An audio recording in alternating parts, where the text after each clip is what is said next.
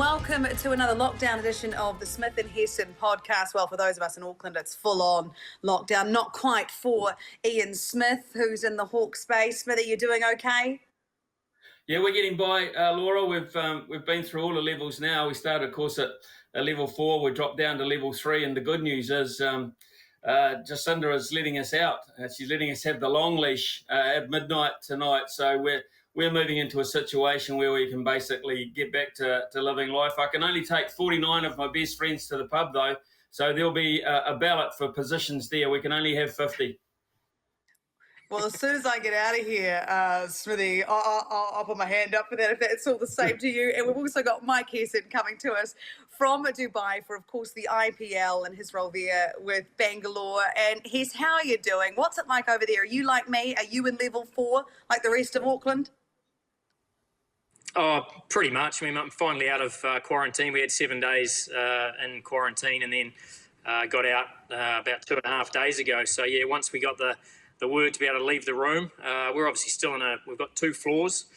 So we obviously have to operate within those 2 floors. And obviously we have to wear masks and things like that. But, yeah, we're training. So we're able to get outside and train, which is what we want to be doing. Absolutely. Now, how many of the players are already there and how many have you seen? Obviously, you mentioned that you're allowed to get out and train, but how long? Do you have a 5-day stand-down period in your room, is it? We have 7 days. So we've sort of gone through that. Everybody has. A few of our overseas are actually already in the middle of that quarantine. So AB de Villiers arrived yesterday. Glenn Maxwell arrives, I think, tomorrow. Kyle Jamieson on about the 10th. So we sort of drip feeding our overseas guys. They obviously get released at different times from their home associations or home countries. So we've got 11 of our 22 members on board in terms of our squad. So it means we can get plenty of work into a lot of the younger guys. And then we'll just, as the guys drip feed, we'll start to have more warm-up games leading into our first game on the 20th. So yeah, it's pretty well planned out, but she's pretty hot out there, so you got to keep training pretty light. It's pouring with rain here, Hes, so keep talking about the weather. That'd be great. Smithy, I'd love to 40 degrees hear here, yeah. Okay, that might be a little too hot even for me. Smithy, I'd love to hear if you've been watching the Blackcaps over in Bangladesh and their performance so far. I mean, to get a win the other night after the first 2 performances was huge, I think, in the grand scheme of the T20 series so far. Look, Laura, I'll be perfectly honest, it's not the kind of cricket I want to watch if I want to watch T20 cricket. I don't want to see 6 and over grind on a surface which is very hard to make any sort of profit on when you're batting. Even the very fine players, the ones who we acknowledge as being good players of spin, are battling to get anything going. So it's not a good look. It's not a good watch, and I'm not sure that was what the game was actually designed for. But there's a couple of good things that are going to come out of this. New Zealand have probably really pulled the right rein because none of those guys there are going to have to go to the T20 World Cup barring injury and have to experience entirely different conditions. So, and none of the ones who are in the T20 World Cup have been confused by the ones that they're playing in now. So they've done well in that respect. The other thing I've liked about it from New Zealand's point of view, apart from the individual performances and finding out about some of our younger guys, is the fact that it reinforces what a good cricket nation we are in terms of learning. We got hammered in the first game, we got very, very close in the second game, and we dominated the third game. Australia weren't able to do that. We're learning. We're very good at learning about cricket and learning about how we make adjustments, and that, to me, has probably been the biggest plus in Bangladesh so far. Hes, I'd love your take on this. The debutants, Ravindra, of course, you were the most interested to see how he'd go over there, and you have to say, pretty impressive.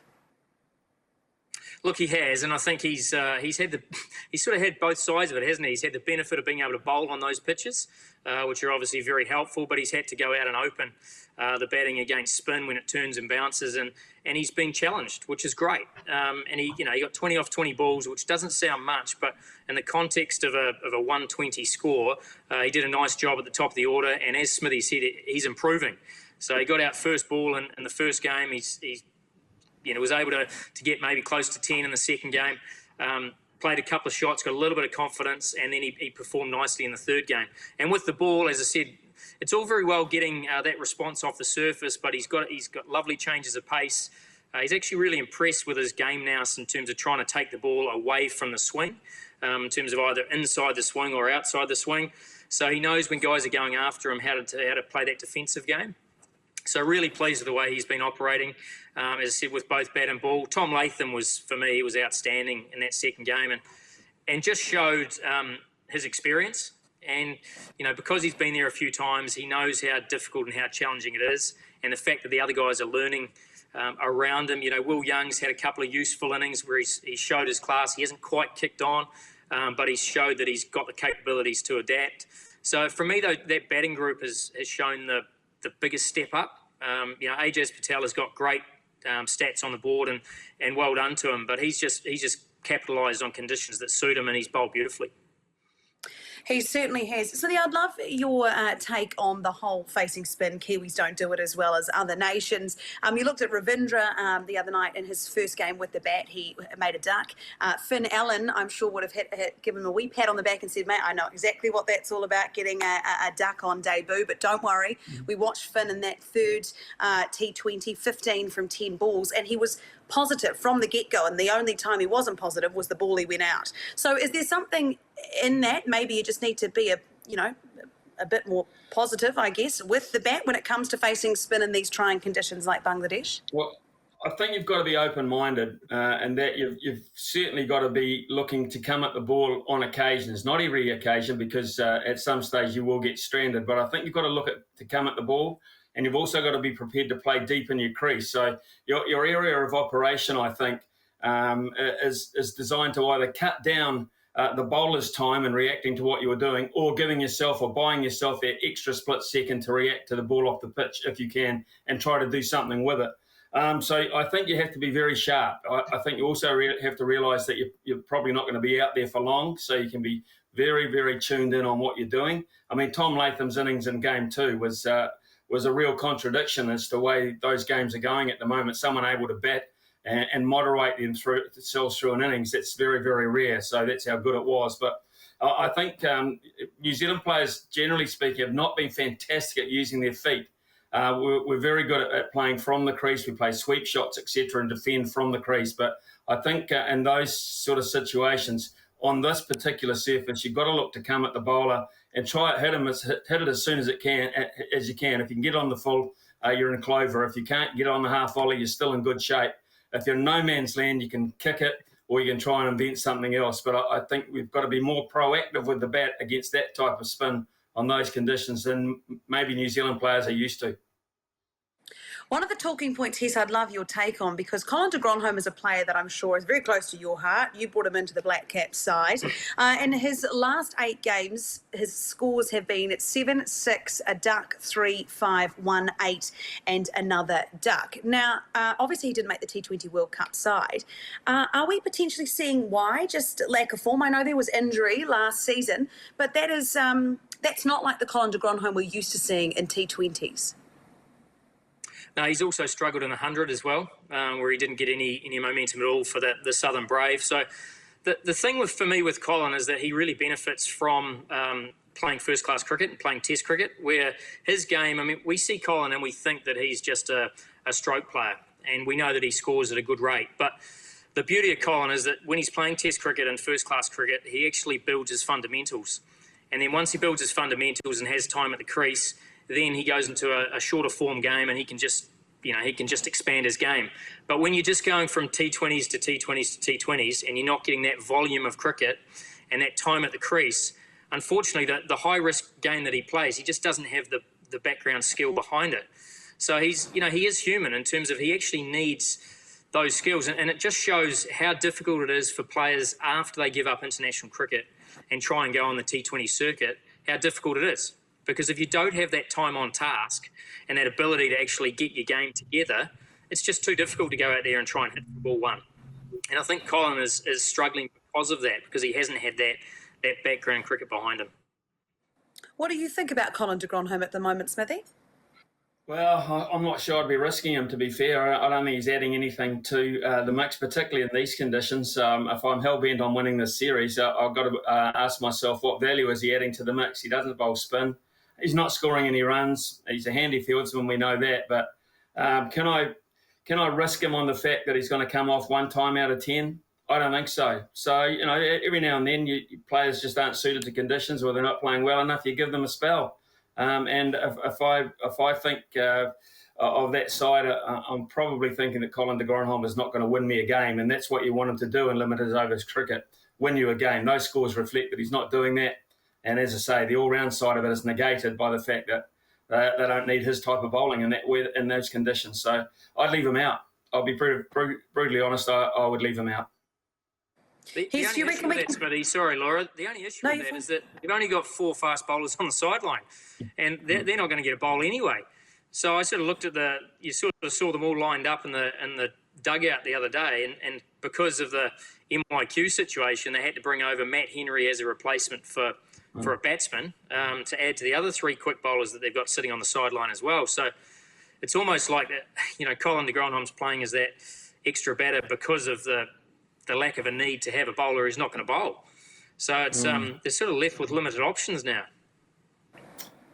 Okay, we could argue for a long time here. So if you're going to just get that kind of that strike rate of in terms of coming off, I'd even think about playing Doug Bracewell as your batter then. Yeah, that's fair call. He can hit it a long way. He's just as likely to come off on de Grandhomme's numbers. In fact, if Doug got lucky for 15, 20 minutes, he'd have 25, 30, and that's the difference between 110 and 140, and 140 is pretty much a winning score. So, I'd be experimenting for that. I wouldn't be giving Colin a free ride. It's just not those numbers aren't acceptable in international cricket. Speaking of international cricket, we've also got the White Ferns over in England, and we talked about how challenging those conditions can be with this England side. They are formidable. They have had a lot of cricket that has been played. Obviously, there's some of the blast and then straight into the 100, and they've had some real success. The White Ferns, though, bounced back after that first match loss. It was a really special match for Sophie Devine, her 100th, and she took 2 wickets in the first over and scored 50 as well. It was a great match for her. Smithy, what have you made of what you've seen from these athletes so far? Well, I've been hanging in there for a decent performance, Laura, and it's a big space in between celebration for them.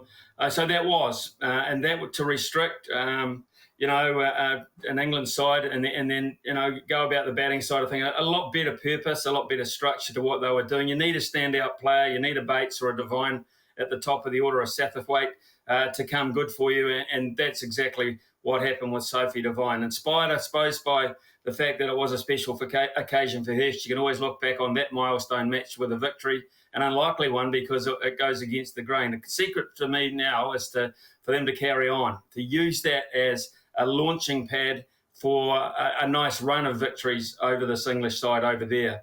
As I keep saying, they're building to a very, very big goal. COVID willing, they will be hosting the World Cup next year, and they need to perform creditably on the back of the last time we had it. We won it. Lots changed in the cricketing world since then. A lot of personnel have changed as well. Obviously, it's a long time ago. But you need to walk in or go into your home situation where you're playing with confidence in mind. You don't want to have too many doubts. And for that reason, they've got to keep winning. Now that they've found a formula, they've got to keep developing that formula and not rest on their laurels and say, we pinched one, we got one game. That's not enough yet. They've got to be greedier. No, and of course, here's, winning, it becomes a habit, and that's what we want to see for these White Ferns. When you look at the two sides, what is the biggest gap that you see? I think it's depth. And I think we've seen, England potentially took New Zealand a little bit lightly in that game. They didn't play, obviously the captain was out injured. They didn't play Catherine Brunt, who's by far their best bowler. So they took New Zealand a little bit lightly. I thought the thing that stood up for me was the fielding from New Zealand's point of view. I thought the likes of Tamsin Newton came in, added a whole lot of energy in the field, a couple of great catches, some, just basically lifted the whole intensity. And I think that's what New Zealand's, the White Ferns have been after in terms of getting some other players that come in and add some real vibrancy to that side. So we're not always talking about the same 3 or 4 players. And that's what England's been very good. I mean, they've brought in some new players who all of a sudden just look at home. And that's what we haven't quite been able to do. We haven't quite been able to introduce those players who have come in, done really well straight away and shown the fact that they belong. So, really promising in terms of promising signs in terms of someone like Tamsin Newton coming in. Even though she hasn't had a huge role with the bat, she's come in and she's added something. But I just want to see 2 performances in a row. And that's what really looking forward to seeing the third match in terms of can New Zealand bring that same intensity? Can the White Ferns, whether they're chasing or batting first, can they actually bring that intensity throughout the whole 40 overs and actually challenge England in their own conditions, of which they are a very good side, no doubt about that, and they genuinely do have more depth than we have. So if New Zealand's able to win this game, that would be a huge achievement. Certainly would. Now let's talk about the CPL. It's been steady. I mean, as a cricket fan, I love watching all types of cricket. I haven't found any of the matches hugely to be spectacular. Kiwis in action though. Colin Munro scored 128 in his 6 matches with an average of 25. Glenn Phillips is exactly the same numbers, except his high score wasn't 40. It was in fact 56. Tim Seifert, 119 runs in his 6 games, averaging 29 with a high score of 40. Anything that stuck out for you there, Smithy? Not really. I think they're par performances. You know, they're not letting their teams down. They're not overly big match-winning performances either. I like the fact that Glenn Phillips is developing his game. He's had a pretty good 12 months, actually, and he's starting to feel really at home in white ball cricket. So I spoke to him on our radio show not long ago. He seems pretty in a good area of his career at the moment. He knows exactly what he wants to develop. He wants to continue to bowl a wee bit so he can add a little bit of that to the puzzle. He wants to continue to work away at his wicket keeping. I mean, he's a busy cricketer and he's got a lot of disciplines and a lot of skills, which always make him very easy to slot into any combination that you're picking. So I'm encouraged by Glenn Phillips. A little bit discouraged that Tim Seifert isn't wicket keeping, because I think he needs all the work under pressure that he can possibly have, and he doesn't need to have tournaments off in terms of wearing the gloves. So that is a bit of concern for me. I'm still not sure he would be in the starting 11 if they played the T20 World Cup final tomorrow. I'm not sure Seifert would be in the starting 11. They've got Conway in the mix, etc. I'd love to talk a little more about that India-England Test series. I mean, that has kept me up and kept me going through this lockdown. Actually, it has been sensational. Of course, last night, India winning after a spectacular collapse from the England batters. They won by 157 runs. And then Shane Warne made the outrageous claim that India are the best team in the world. Well, we've got the World Test Championship sitting here in New Zealand, but it was a superb effort from India. What have you made of the series? Have you enjoyed it so far, Hes? Oh, look, I certainly have. It's on at a good time for us over here, so pretty much watch every ball. So it was just great to see how the last test unfolded, and obviously India getting chucked in on a tough surface, managed to scrape through to 190, which was a really good effort, having been in all sorts of trouble early on. I thought Kohli started to improve throughout the Test series. He's now got 350s in a row, and he's sort of starting to show his class in challenging circumstances. But really interesting to listen to the commentary as well throughout the game in terms of, in terms of the Indian balance and how they should play Ashwin and what's Jadeja going to do against the left-handers. And it pretty much played out exactly the way Kohli suggested it would in terms of the left-handers. It's struggling against Jadeja out of the footholes at the back end of the tournament or the back end of the Test match. The fact that the Indian seamers were able to get the ball to reverse, whereas the England seamers weren't, as the pitch got a little bit more abrasive. So it just ebbed and flowed throughout those whole 5 days. Just a fantastic Test match. All 4 results going into the last day. England, having lasted sort of the whole last session on day 4, looked like they'd be able to at least get out with a draw. And it just shows what a great game it is in terms of how quickly the game can change. One spell from Jasprit Bumrah just after lunch, got it to reverse, the run out. And the game just changed within 20 minutes. First ball after lunch, Joe Root's reverse sweep for 4 showed that England was still interested. 20 minutes later, they were shutting up shop and kicking everything away. It just shows how quickly a Test match over 5 days can change and turn on its head. Just fantastic cricket. They had a 5-match series, Smithy. I mean, does it come any better when you're in lockdown? I don't know. Well, not when every Test match matters, and of course the last one at Old Trafford does, Laura. But here's my take on Shane Warne. He's a lot cleverer than people give him credit for. You look at that comment. He's praised India, outwardly saying they're the best nation in the world. He's actually defended England a wee bit by saying they're being beaten by the best nation in the world. So there are excuses here. So he stayed inside with the English people, and then he's wound us up, which Australians like doing. I mean, he's no fool. So in one comment, he's covered all the bases. That's Shane Warne to a T. But I'll tell you right here and now what I think. If there was a market, a betting market, a legal betting market that is on the Ashes coming up, I'm all over Australia. I don't see England with their inconsistency, their lack of ability, really consistency in terms of consistency with the bat outside of Joe Root. If he doesn't fire up and score big numbers on what they're producing at the moment, they're going to get a hiding. They'll get an absolute hiding from Australia with that bowling attack.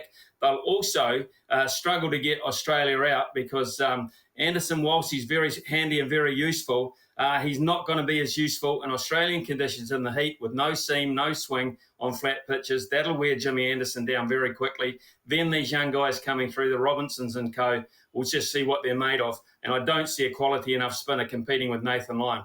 If you're interested in forecasting ahead, I honestly, and it's live on Sky, I'm thrilled about the Ashes being here on Sky. I don't see England being a shot's eye chance at all. I think they're big battlers. What do you reckon, Hess? I think it's pretty fair. I mean, I think you saw through the first innings and the second innings how different their bowling attack can be in conditions that does plenty with the Duke's ball and when it's flat. And you play with a Kookaburra ball in Australia after the first session and it's flat.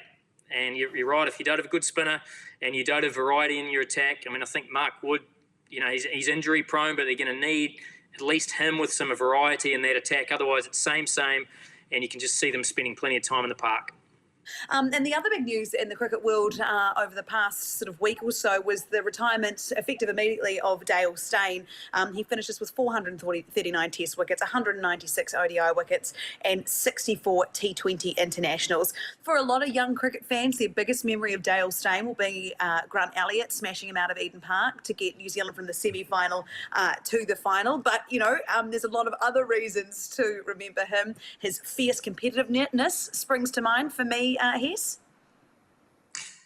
Oh, look, for anyone to be number one rated in the world in Test cricket for more than 5 years just shows how good a bowler he is. And I think we remember the passion that he showed. I mean, we think about when he takes a wicket, it's almost like his blood vessels, going to burst. I mean, he puts absolutely everything into it. I know, having coached many games against him, he can change a game once again within moments, and he can just flick a switch. He looks like he's just sort of cruising along, and then all of a sudden it's 10 k's quicker. He gets his tail up, and he is just at you. And he is relentless in terms of once he knows that he sort of smells a little bit of blood, he just keeps coming harder and harder after you. So we had plenty of good battles with Dale during the time that I was with the Blackcaps, but he was good for such a long period of time. In that Graham Smith era where South Africa were number one in the world, he was a huge part of that, combined with the likes of Philander and co. But he is a great competitor. I was fortunate enough to work with him at RCB towards the twilight of his career. Just hugely professional in terms of how he went about his work. Hugely competitive in terms of, when he got that sniff of a chance to play, he just gave it everything. He's got a great skill set, but he also gives back to the youngsters. And off the park, he's very quiet, unassuming, a great team man, and just a really good all-round bloke. And, we often say that about guys, but he's just a true gentleman off the park. And as I said, was just absolutely giving to all of the players, no matter where they came from. And I know he's entering into the realm of the media now, and I think, he'll bring some great insights into that as well. So, yeah, I wish him well, but a great guy and a fantastic cricketer. Okay, gentlemen. Well, I tell you what, we'll call it there because I think we have covered all the big news from around the cricketing world at the moment. I want to thank you both for your time. I look forward to the next catch-up. Hopefully we'll have a White Ferns series victory as well as a Blackcaps. And, of course, we are not too far away from that T20 World Cup. Gents, thank you so much. We'll see you next time. Thanks, Laura. Cheers. Yes.